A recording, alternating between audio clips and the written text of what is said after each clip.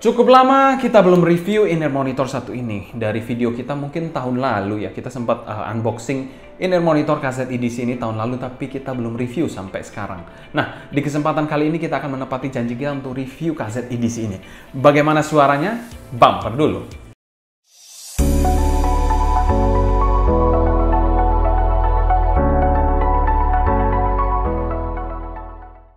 Halo semua, selamat datang di channel Sound Dignity bersama dengan saya Sebastian. Seperti biasa akan share info dan racun mengenai dunia personal audio, baik itu audio portable ataupun desktop audio. Jadi kalau kalian tertarik, gak perlu lagi untuk subscribe, nyalakan tombol notifikasi, serta follow juga Instagram kita di Sound Dignity. Line up kali ini akan datang dari line up yang sangat-sangat atau super budget dari KZ. Mungkin ini line up yang termurah, setahu saya. Tapi kalau mungkin ada yang lebih murah lagi, kalian bisa tulis di kolom komentar di bawah. Jadi kaset EDC adalah kaset yang memiliki harga yang menurut saya paling murah dari jajaran-jajaran kaset yang ada di pasaran saat ini. Selain itu, dia juga menggunakan single dynamic driver 10 mm per side. Jadi ya, tentu saja tidak ada driver gimmick karena cuma single dynamic driver kan. Namun dengan harganya yang murah, tentu saja ada hal yang mesti kalian korbankan. Salah satunya adalah kabelnya yang non-detachable. Jadi kabelnya ini fix, gak bisa diganti-ganti seperti kaset pada umumnya. Dimana kaset kita bilang yang paling murah mungkin EDX, mungkin sekitar di bawah 100-an, itu masih detachable. Dimana kaset EDC ini, dia tidak detachable. Jadi itu perlu diperhatikan baik-baik. Kalau kalian punya banyak koleksi kabel, kalian tidak bisa menggunakan kabel kalian di kaset EDC ini. Untuk warna sendiri, kaset EDC ini memiliki dua varian warna, yaitu warna purple dan warna blue seperti ini. Jadi ada dua warna yang berbeda per side-nya, dan juga ada salah satu warna yaitu black. Black-nya juga black yang glossy gitu, jadi keren banget. Kalau untuk desain dan warna sendiri, saya sih bilang ini eye-catching banget dan keren sih.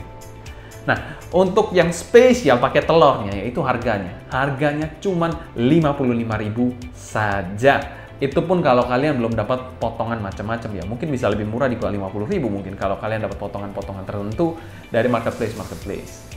Terkadang saya juga agak bingung kalau perusahaan-perusahaan seperti KZ ini memproduksi in-ear monitor ginian 55.000, ada mic-nya juga. Itu biaya produksinya berapa ya? Mungkin kalau kalian ada tebak-tebakan, kalian bisa tulis di kolom komentar di bawah ya. Berapa sih kira-kira produksi dari kaset EDC yang dijual 55.000 di Indonesia?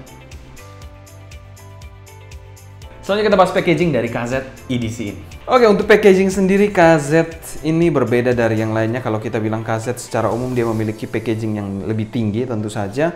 Tapi KZ EDC ini memiliki kotak yang jauh lebih kecil dan berbentuk persegi. Biasa pada umumnya KZ itu berbentuk persegi panjang.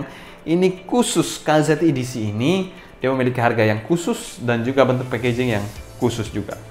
Nah, untuk box sendiri yang menggunakan box berwarna putih seperti ini, ada gambar in-ear monitornya KZ berwarna ungu dan berwarna biru. Di sini tulisan KZ EDC.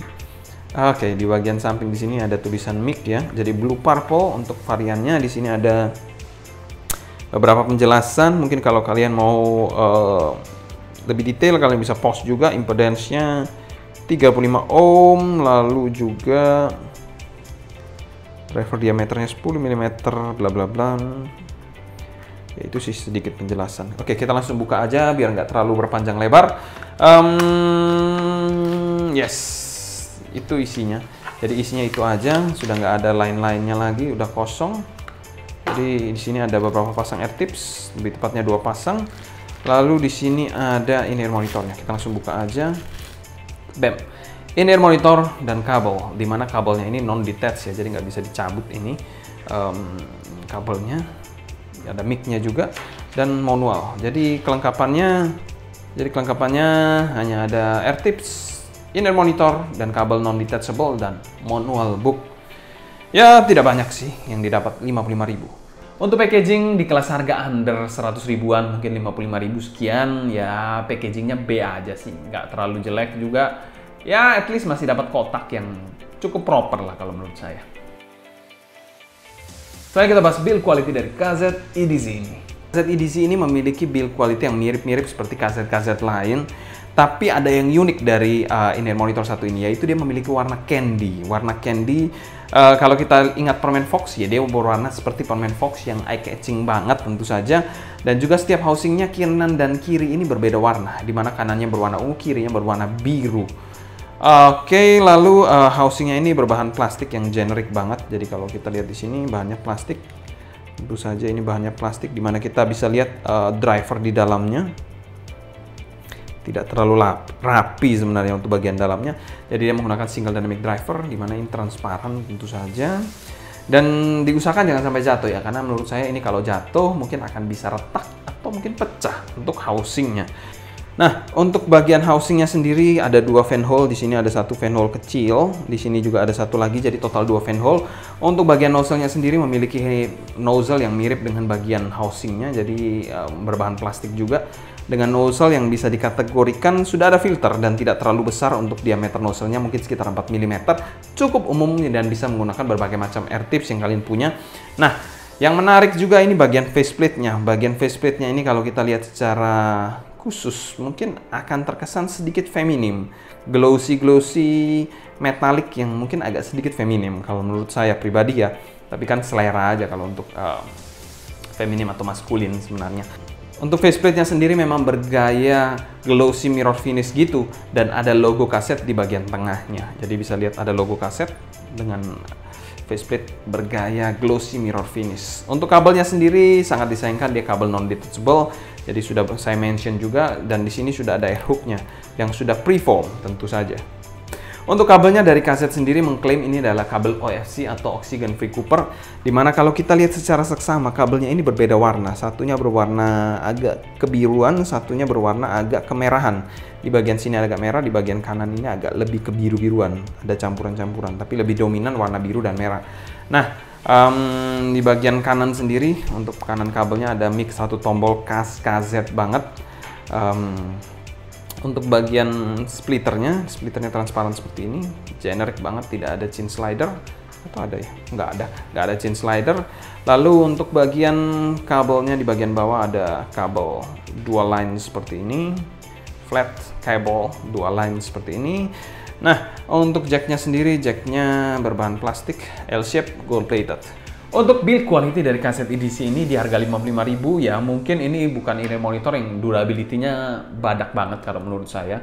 Dia memiliki housing yang agak kopong dan menurut saya agak ringkih juga untuk build quality dari housingnya. Walaupun kita bilang faceplate-nya cantik, yes, saya setuju, desainnya bagus. Untuk faceplate-nya, yes, of course, tapi build quality-nya secara keseluruhan menurut saya juga generic banget dan ya biasa aja sih. Kalau mungkin jatuh dari ketinggian 2 meter atau 1,5 meter mungkin bisa pecah.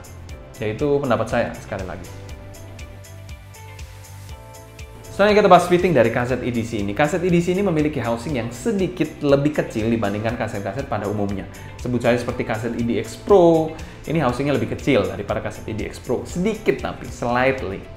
Untuk pemakaian sendiri menurut saya ini tidak ada masalah sama sekali. Kaset yang kita bilang kekedapan, grip, fitting, kenyamanannya pun bisa dikategorikan sangat-sangat baik.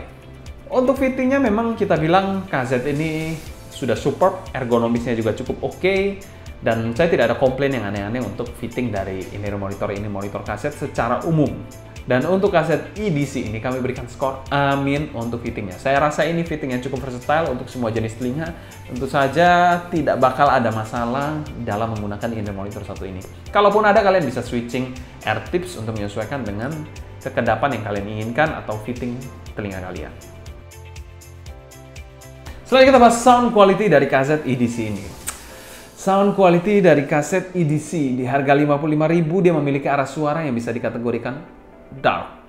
Yes, kalian nggak salah dengar. Welcome to the dark side. Don't know the power of the dark side. In-ear monitor ini juga tidak berat untuk di-drive, dia cukup efisien, jadi menggunakan handphone sekalipun tentu saja tidak akan bermasalah untuk ngedrive in-ear monitor satu ini. Bass dari kaset EDC ini menurut saya cukup berbody, jadi bassnya cukup ada bodinya, cukup besar, tapi terasa sedikit ketahan, jadi tidak memaksimalkan potensi dari bassnya secara penuh kalau menurut saya. Dan secara tekstur tidak terlalu terhighlight dengan baik tekstur dari bassnya ini. Rumble-nya pun agak sedikit kurang, jadi kurang terkesan megah, namun cukup dalam punch-nya. Jadi terasa cukup nonjok, namun secara megah bassnya, rumble-nya itu kurang memberikan kesan 3D space ataupun fullness dari bassnya. Jadi ya bass yang kita bilang ya agak-agak nanggung aja sih memang. Bukan bass yang super banget. Untuk harga 55.000 memang masih ada kurang sana sini lah untuk bassnya. Mid section di in-ear monitor ini adalah main star-nya. Kenapa begitu? Vokalnya dari in-ear monitor ini bisa dikategorikan cukup oke, namun memang ada kesan-kesan ketahan, tapi nggak sampai mendem sih. Jadi kesannya itu lebih ke arah relaxing mid, dengan eksekusi yang relaxing. Jadi bukan tipe mid yang analytical, agresif, nggak. Dia lebih ke arah yang relaxing mid. Dan juga ada kesan warmer body secara overall. Itu mungkin bagi kalian yang suka vokal yang relax, yang tebal, yang mantep, ya kita bilang pulen lah. Itu mungkin KD-set EDC ini bisa memberikan di harga segitu menurut saya cukup oke lah untuk midnya. Untuk male vokalnya ini bodinya ini pas, tidak terkesan terlalu tipis, namun artikulasinya sedikit kurang jelas, atau kita bilang secara umum mungkin kurang lepas lah. Female vokalnya sendiri kita bilang terkesan pas, tapi tidak terlalu agresif. Tentunya in-ear monitor seperti ini dengan kesan yang relaxing midnya, dia cukup aman dari shouty juga. Untuk instrumennya menurut saya juga ya agak kurang lepas. Selain itu dinamikanya ya biasa aja sih. Di harga 55.000 ya kalian nggak bisa expect terlalu banyak juga kan. Treble-nya ini bisa dikategorikan agak sedikit mendem. Jadi treble yang kita bilang agak tumpul dan hampir hilang menurut saya. Aman pastinya untuk kalian yang memang sensitif terhadap treble. Kalian mencari suara yang, oh aku nggak suka ada treble-nya tajam atau mengganggu atau pedes. In-ear monitor satu ini mungkin akan cocok untuk kalian. Mungkin kalau untuk daily akan cocok. Kita bilang memang arah suaranya ini fun, yang forgiving banget lah. Bukan untuk kalian yang mencari detail, analytical. No, in-ear monitor ini bukan untuk kalian. Secara kesan airiness dan detail ya memang not the best untuk in-ear monitor satu ini.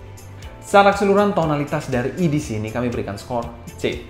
Ya kita bilang kita nggak bisa pungkiri harganya memang segini sih. Jadi ya tonalnya ya cukupan lah. Jadi tidak bisa expect terlalu tinggi juga kan. Untuk teknikalitasnya, presentasi dari in-ear monitor ini memang dia presentasi yang tadi saya sampaikan fun dan relaxing. Jadi untuk kalian yang mencari in-ear monitor apa sih, in-ear monitor yang tidak nyerang, santai, relax, smooth juga. In-ear monitor satu ini mungkin bisa menjadi pilihan untuk kalian. Mungkin kalau kalian masih awam, kalian nggak akan terlalu notice kalau in-ear monitor ini mendem banget ya secara overall. Mungkin nggak terlalu notice, tapi kalau kalian sudah mungkin di kelas atas 200-300 ribuan in-ear monitor sudah kalian coba macam-macam, in-ear monitor satu ini mungkin akan mengecewakan kalian karena memang terasa cukup mendem.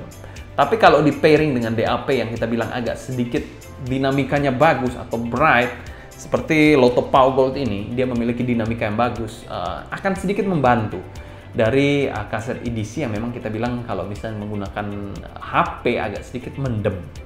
Untuk bagian timbernya menurut saya biasa aja. Untuk harga 55.000 bukan yang spesial, bukan yang ternatural, memang masih terkesan ketahan dan kurang organik, kurang natural aja.